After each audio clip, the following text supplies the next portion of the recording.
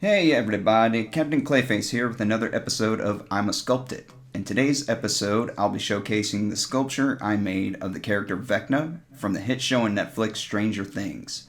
I was very excited to work on this. I'm a huge fan of the show. Having grown up in the 80s, I can really appreciate all the love and nostalgia that they've managed to cram into every episode. For my money, Season 4 was one of the better seasons, and Vecna has easily been my favorite villain so far. From a creature design standpoint, he looks fantastic, and the actor Jamie Campbell Bower, whom you might remember from Sweeney Todd, really pulled out a fantastic performance in this one. Plus, the character is very reminiscent of another fan favorite from the 80s. Everyone forgot! Then they gonna turn around and put him in the show too. I've been loving Robert Englund for like 40 years and stuff. But enough gushing, let's get started.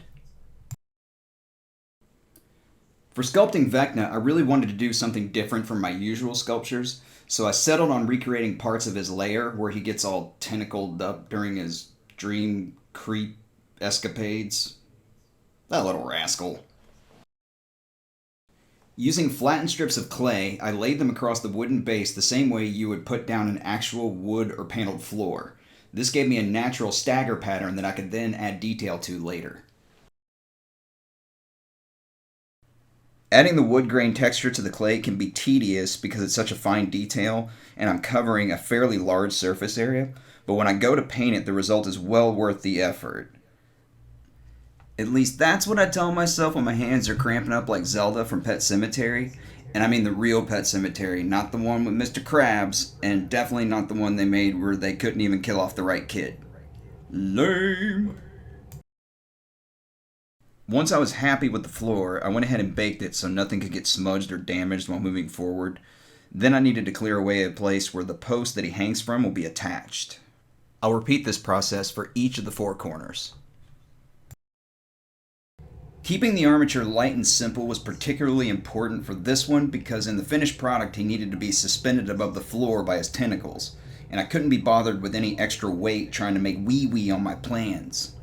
And speaking of tentacles, on the show Vecna has a plethora of them, oh guapo, but I decided to scale those back to just a few so that it didn't end up looking all cluttered once I was finished.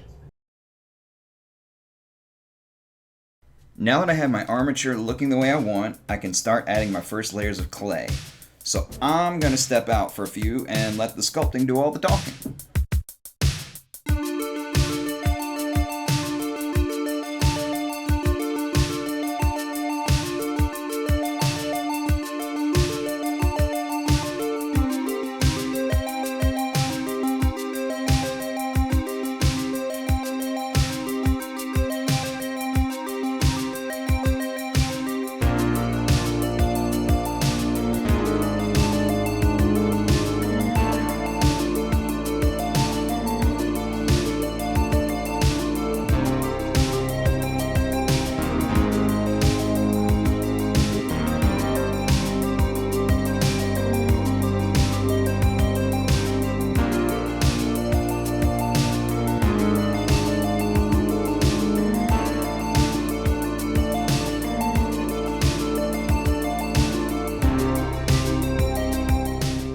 I kept his basic shape as lean as I could, so when I started adding all his veiny, viney weirdness, he doesn't end up looking all bulky.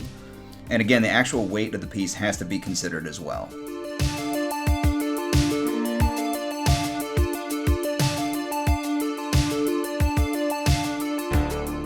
Vecna's skin has a ton of different textures to it. I blended in rolled up strips of clay to create the veins and a few different ballpoint styluses to make all the pits and craters. These techniques combine to give him that gross look. Vecna's gross.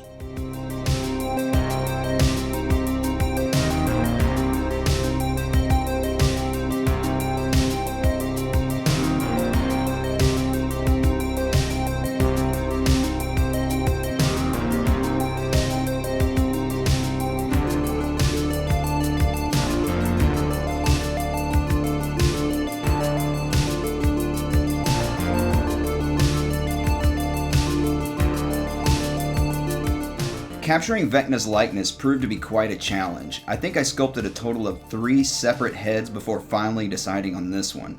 I can add all the detail in the world that I want to the sculpture, but the whole thing would crash and burn if it didn't look like Vecna. Also, while gathering reference pics, I found that he looks slightly different in every single shot, and I am convinced that this was done on purpose just to irritate me personally.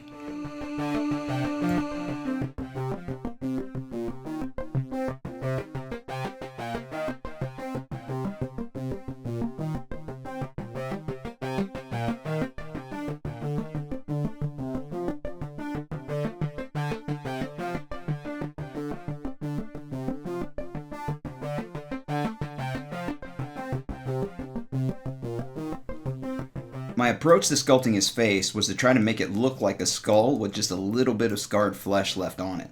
So I'm adding very small amounts of clay at a time to make sure his face doesn't end up looking all bloated.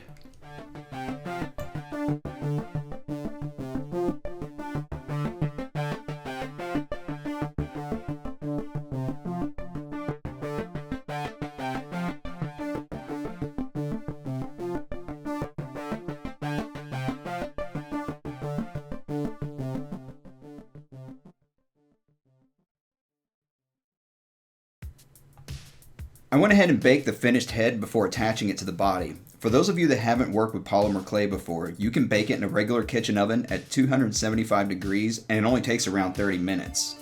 This makes it easy to bake things as I go so they don't get damaged. You can also spot cure sections with a heat gun, but I ain't got no heat gun.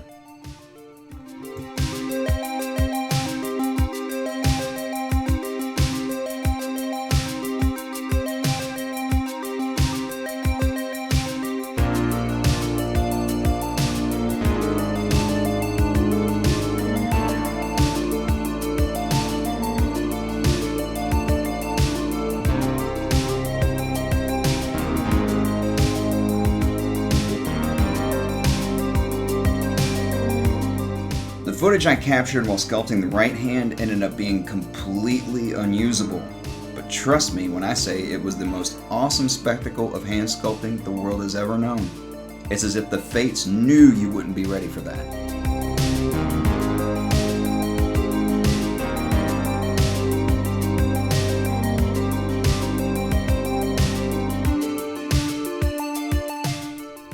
For the left hand, each finger has a length of wire running through it for more support since they are longer and more claw-like.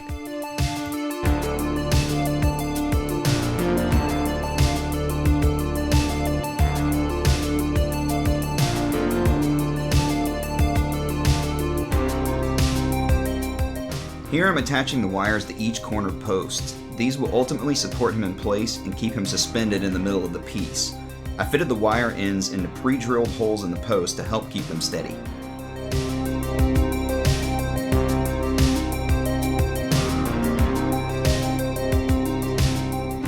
Mission accomplished, he floats. Now I can remove the excess wire and sculpt them feet.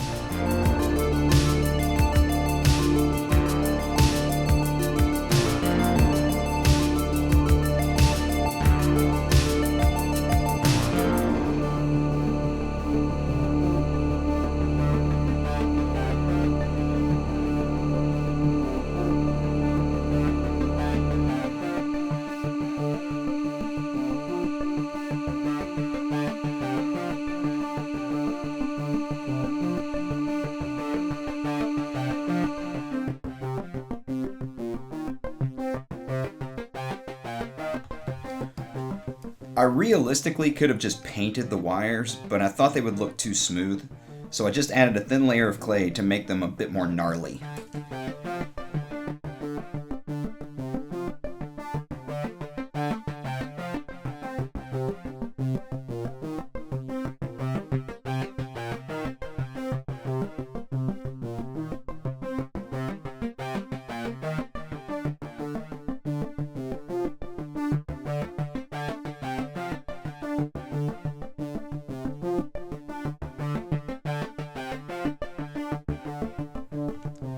Vecna's color palette was tough to nail down because he looks different depending on what kind of lighting he was filmed in.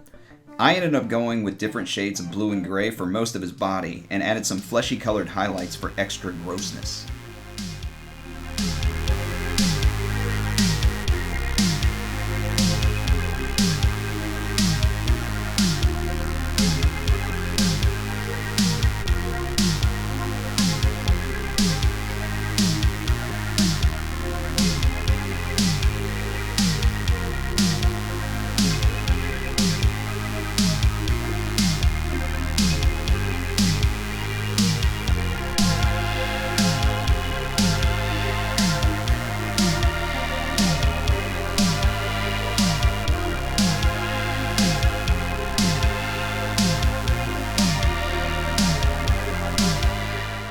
And he's all finished.